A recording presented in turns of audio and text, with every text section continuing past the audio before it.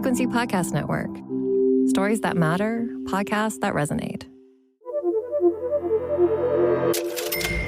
Over the next couple of months, many of the country's biggest companies, along with the federal, provincial, and many municipal governments, are calling workers back to the office, following the better part of 4 years working from home for many, or the hybrid model, in office some days, at home some others. The companies say it's all about improving productivity, collaboration, and teamwork, something you can't do over a Zoom call. And it's also a push by civic leaders.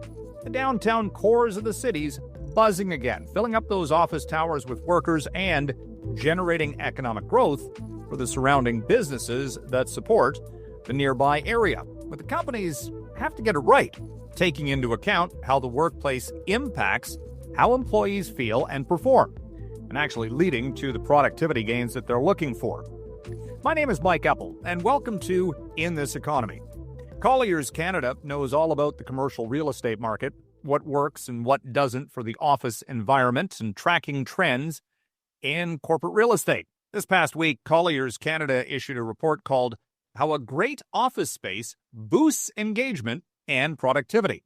And one of the co-authors is Sarah Bramley, Senior VP Workplace Advisory at Colliers Canada. I spoke to her this week about the study, and my first question was whether the return to office will come with some incentives for those employees who have previously been working from home, or will it be kind of back to the future, with employees feeling like it's so 2019 all over again? Sarah, what do you think? I think what you've highlighted is one of the biggest problems we're seeing is that organizations are bringing people back to an office that maybe wasn't even working that well in 2019.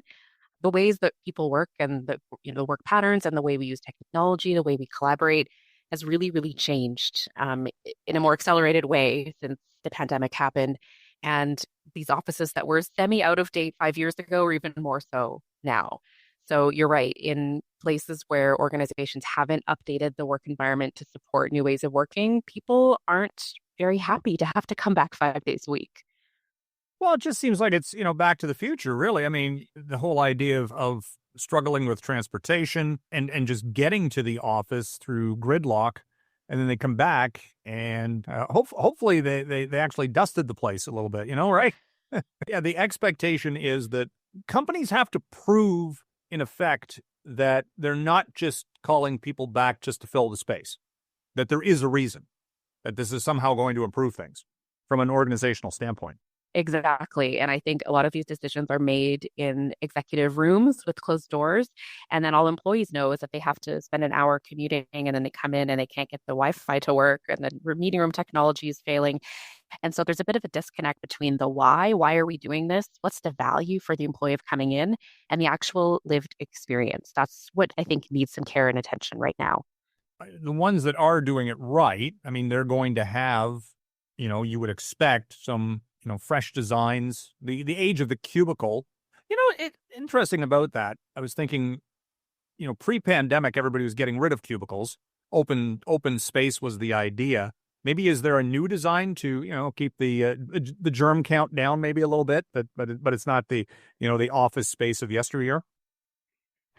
I think what's happening is more of a continuation of something that was happening pre-COVID, which is a shift to more, we call it activity-based working. So giving people not just a single desk, cubicle, office, whatever it is, to do all their work from, but a variety of spaces that they can move within the work environment to use.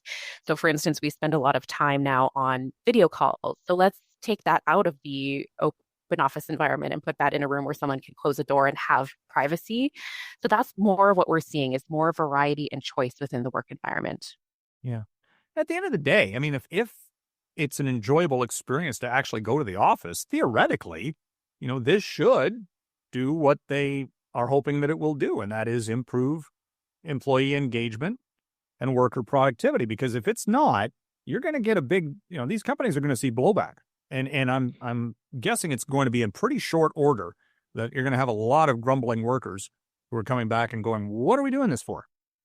You're right. If the experience of coming in is negative, people are going to, they're not going to be very happy about having to come in. It's important for organizations to really think about and hit on the things that are better in person that can't be replicated virtually. So things like mentorship and learning from our peers, learning by osmosis is something we hear about a lot. Things like in-person collaboration and building connections. There are things that are done really well virtually and from home, but there's lots of things that really need that in-person presence to be effective. And that's what organizations should really be focusing on, both delivering spaces that allow those things to happen and also supporting the behaviors and the activities that need to make it successful. Yeah. I think it's also going to be something that people are going to have to get used to again, having other people around, from a noise standpoint and distractions. If you're working from home and if you've got an enclosed environment, the odds are pretty good that it's been working well. And there's, you're not exactly, yeah, you might miss your coworkers, but at the same time, when you get in there, if it is a distracting environment, then you're not going to be as productive as maybe you would have been just staying home. Exactly right. And I think there are things both from a space, physical built environment perspective that can be done to help people with that. So for me personally, I think the example I use is sitting next to somebody eating an apple. Like people have misophonia and they don't like having these noises that aren't necessarily over the top loud, but just a little bit distracting. So there's things that can be done in this space to kind of allay some of those things, but there's always also behavior things. So tell Joe, who's really loud on the phone, to go to a room to take his call so he's not yelling and disturbing everybody. So there's an array of things that need to happen to kind of prevent that negative experience. What is it, though? It's not just about the physical environment of the office building, but at the same time, the work from home allowed people to get their local shopping done and all these other things that, were closer to home. Is that something that a company has to consider, the local amenities to also, entice, have the reason why people might want to go back to the office, that they can still do the things that they were doing, with ease, as opposed to, having to struggle or just going from into the office and then back home and then not really engaging in any of the amenities nearby? You're right. And in a hybrid world, if they put a gym in my building, that wouldn't make me go into the office if I had to choose whether to work from home or go in. But if I'm being mandated to go into the office, boy, is it nice to have a gym in my building.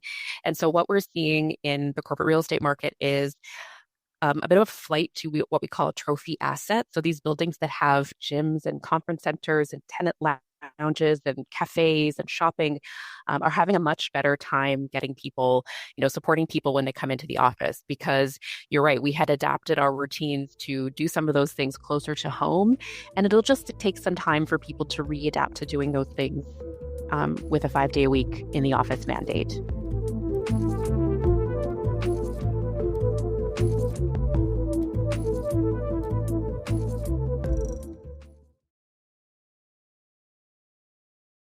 I guess it's a situation where, the employee, if they look at it, if it's just a thing to fill up the real estate for a company, that's going to be looked at as negatively, as opposed to the company really engaging with the workers who are returning to the office and saying, "Hey, what are you guys expecting? What are you looking for in a friendly and cohesive work environment to make it worth your while?" Are companies engaging the employees to kind of, lay the groundwork for what it is they can expect when they get back in? I think the companies that are doing that are going to be more successful. So the companies that are having a two-way dialogue with their employees and not asking them, like, what do you want, but really gauging what is of value when people come together and what they want that experience to look like, those organizations are having a much better time. Certainly in our practice, we advocate for that, gauging the employees' experiences and gathering their feedback. They also have some great ideas for making it better. And that can really help companies prioritize what's really important and put their time and efforts there versus focusing on things. We've seen things like Taco Tuesday and free breakfast and swag bags. And those really aren't the things people are looking for. They're really looking for meaningful, valuable connections. And so that's what organizations should be focused on. Have you seen an uptrend in leasing within the corporate space? For example, like in Calgary, the office space vacancy rate was, some months 30% plus. Is this starting to tip maybe in Toronto or the bigger centers in preparation for more people being back in office? We're certainly seeing more of a crunch in Toronto, especially with the announcement of several of the big banks and other large occupiers in the downtown core, wanting return to office and therefore needing to acquire more space. But particularly the pinch is in those AAA trophy assets that have all the nice things that are close to transit, that have the gyms and the nice amenities for the tenants. Calgary is a little bit interesting because we did have and continue to have somewhat high vacancy in the downtown core, but a lot of the spaces that are empty are the kind of B-class buildings that aren't as desirable. We've seen a lot of flight to quality in Calgary. So if you're a large occupier, you're not going to find, a lot of contiguous top of the line class A space available. It's all in kind of little pockets. So we're definitely starting to see that reflected in all markets in Canada. Yeah. And then you add in the government back to work mandates federally, provincially, and some of the unions of the public sector are saying you don't have the space, you don't have enough office space for all of these workers to come back in. So you have to figure that there's going to be a scramble here, maybe for the leasing of available space here just in the next few months. Yeah, it's really interesting because we're working with a number of organizations who have mandates to reduce costs overall, but then they're also bringing people back into the office 5 days a week, and that will mean they probably need more space. So those two things seem to be at odds with each other in terms of strategic goals. But you're right, there's going to be a lot of organizations kind of scrambling to understand, do we have enough space? Do we need to grab another floor somewhere? Do we need to move? Do we need to renovate in order to accommodate this change in work pattern? I take it you're going to be watching as these mandates do come into effect, some in October, more so in the new year. What the feedback is, I guess, on both sides. Whether or not this is actually something that companies are doing and they're actually seeing a positive effect, and how employees are responding as well. Absolutely. And everybody wants to know what everybody else is doing and what's working, and trying to adopt some of those best practices and borrow and steal from the ones that are working well. So I'll certainly be keeping a finger on the pulse and keeping an eye on what's happening in the market.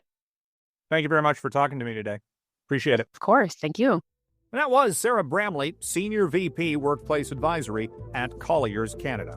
My name is Mike Eppel. You've been listening to In This Economy. Remember, you can send me an email on this or any other episode with ideas or feedback. My email address, mike.eppel@rci.rogers.com. On social, I'm at Eppman, EPPMAN. Just a reminder, you can find all sorts of Frequency Podcast Network content on the Seeker app. That's SEEKR. Please rate, review, and share. Thanks for listening. We'll talk again soon.